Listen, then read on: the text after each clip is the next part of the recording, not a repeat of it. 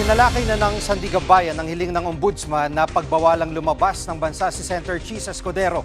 Live mula sa TV5 Media Center, nangunguna sa balita si mobile journalist Arles de los Santos. Arles, may nilabas na bang desisyon ang Sandigan Bayan? Sige, hinihintay pa rin natin hanggang sa ngayon ang desisyon ng Sandigan Bayan para nga sa hiling na precautionary hold departure order laban kay dating Senate President Chis Escudero at sa itinuturo nga na umunoy bagman nito ang negosyanteng si Maynard Nguno, naging pribado, Jiggy. Actually, yung naging pagdinig ng 6th Division ng Sandigan Bayan dahil umano, nag-iingat sila na baka may mga lumabas na impormasyon sa nagpapatuloy na investigasyon dito, no? At nitong weekend, Jiggy, nang hilingin nga no, ng Office of the Ombudsman ang travel ban kina Escudero at Ngu. Pero paglilinaw lamang, Jiggy, no, wala pang kaso laban doon sa dalawang personalidad kay Senator Chis Escudero at kay Maynard Ngu. Pero iniimbestigahan si Escudero dahil sa posibleng kasong graft, plunder at indirect bribery kaugnay ng flood control scam. Kung babalikan natin, Jiggy, si dating DPWH Undersecretary Roberto Bernardo ang kasama ang nag-mention mismo, no, o bumanggit kay Escudero na isa umano ito sa mga mambabatas na nakatanggap umano ng kickback o yung commitment mula sa mga maanumalyang flood control projects ng pamahalaan.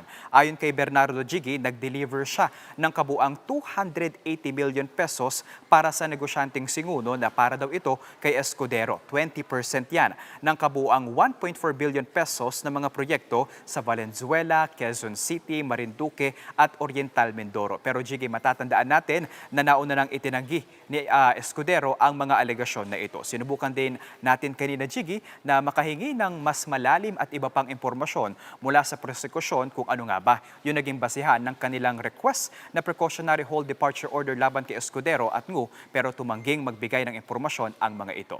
Jiggy. At Arles, kinumpirma ni Ombudsman Remulla na naka-freeze na ang ari-arian ni Congressman Martin Romualdez. May pahayag na ba dito ang dating speaker?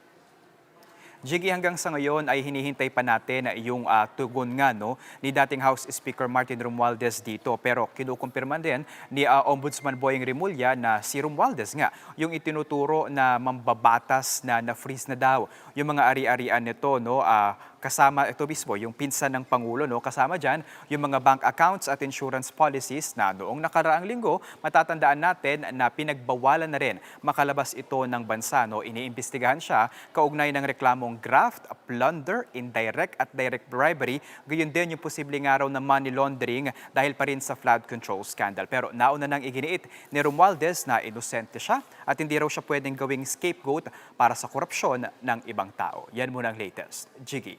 Yan ang ulat ni Arles de los Santos live mula sa TV5 Media Center. Mga kapatid, Jiggy Manikad po. Pagdating sa mahalagang balita sa loob at labas ng bansa, dapat una sa lahat, mag-follow at mag-subscribe na sa social media pages ng News 5.